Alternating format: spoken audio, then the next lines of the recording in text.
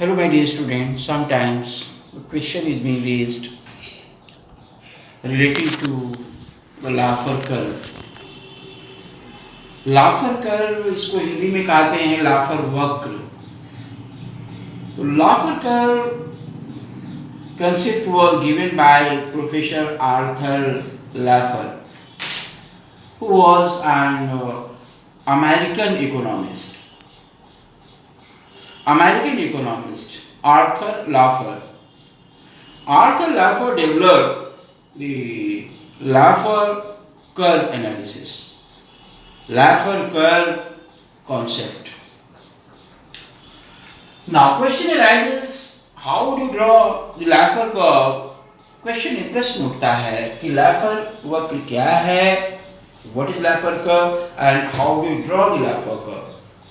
What does it suggest us, indicate us? ये हमें क्या बताता है? तो Laffer curve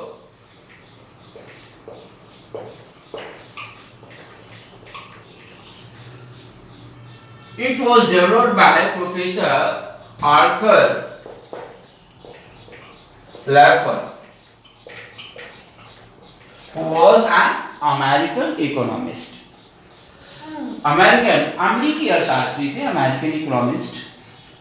Laffer कर्व का कंसेप्ट दिया. Now question is, what does it tell me? ये हमें क्या बताता है? It tells me the relationship between tax rate and tax revenue. You should be cautious in this regard. You must keep this factor in mind. What does it indicate me? It indicates and shows the relationship between tax rate and tax revenue. ये tax rate कर की दर एवं कर आगम के मध्य संबंध बताता है. ठीक है. तो अगर क्वेश्चन पूछा जाए कि ये किसके द्वारा डेवलप किया गया, तो Arthur Laffer was an American economist, ये अमेरिकन अर्थशास्त्री. और दूसरी चीज ये क्या बताता है? Tax rate and tax revenue में संबंध बताता है. नाउ क्वेश्चन है, हाउ टू ड्रॉ इट?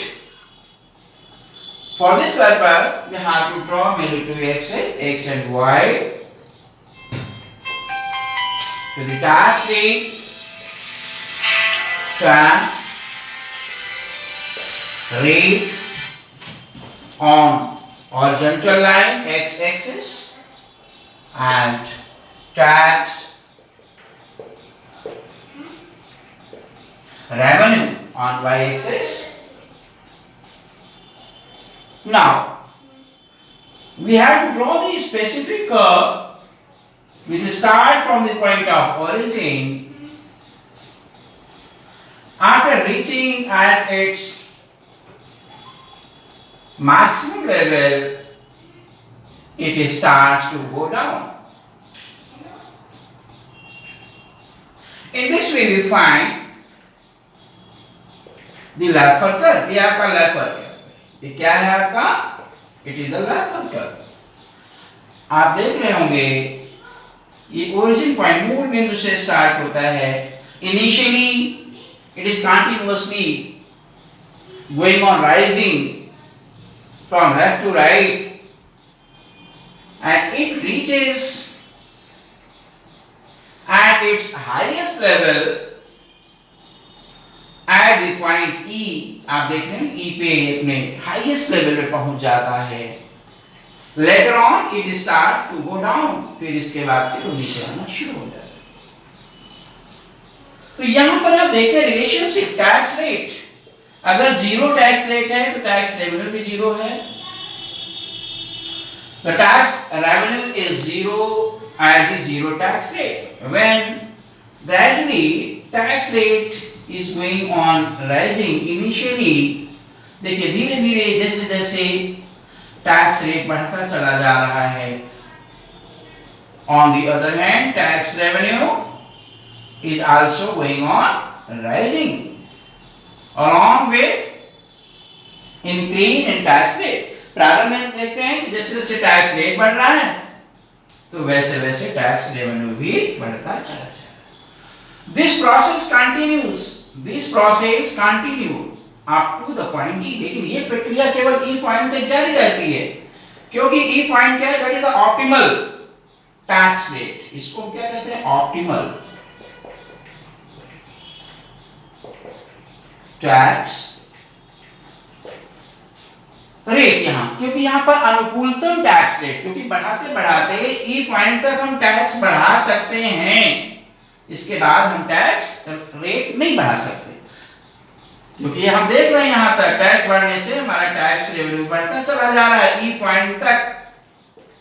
लेकिन ई पॉइंट से अधिक अगर हम टैक्स रेट बढ़ाते हैं तो रिजल्ट हमारा क्या हो जाता है, एडवर्स। क्यों, क्योंकि देखिए टैक्स रेवेन्यू घटना शुरू हो गया, कम होना शुरू हो गया।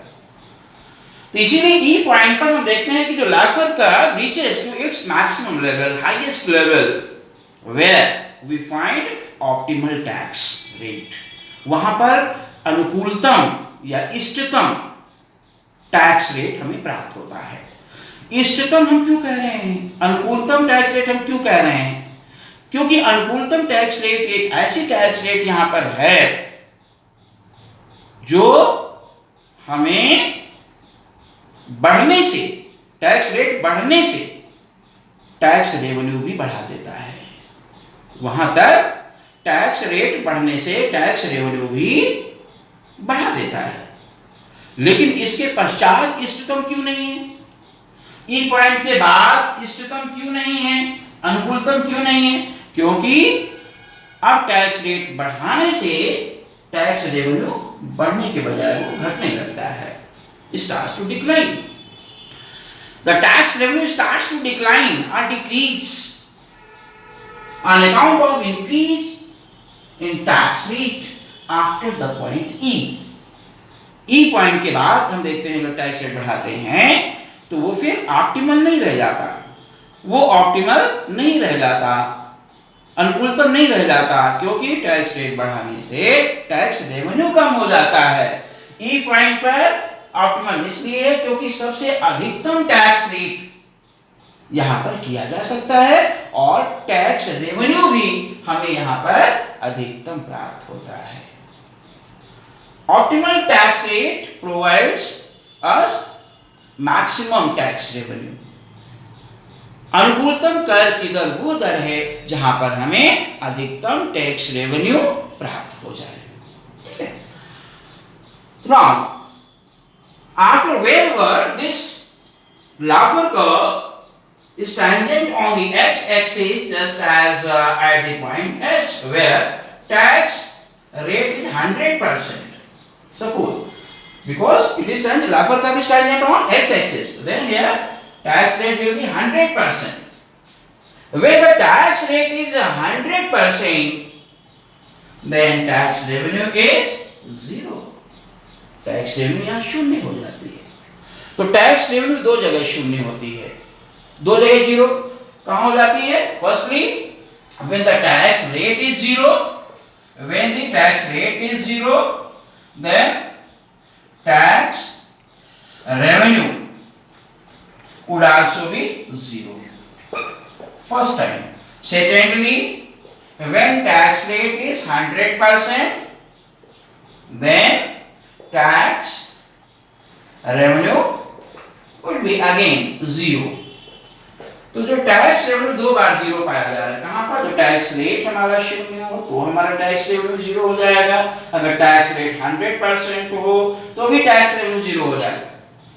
तो कुछ सारे इंपॉर्टेंट इसमें फैक्टर्स निकलकर सामने आए कि कहां-कहां टैक्स रेवेन्यू शून्य हो जाता है, जीरो हो जाता है। ऑप्टिमल टैक्स रेट कहां पर है, क्यों है, what is main reason behind it, and initially it is rising then after falling. This is the shape of Laffer curve. This is the trend of the Laffer curve. Laffer curve का trend कैसा है, initially rising then after falling or declining. So in this way we can see the shape of this Laffer curve is concave to x-axis. Concave to x-axis. Okay, नतोदर है। In this way you can easily explain and draw the Laffer curve. If you have any other query relating to this concept, you can raise.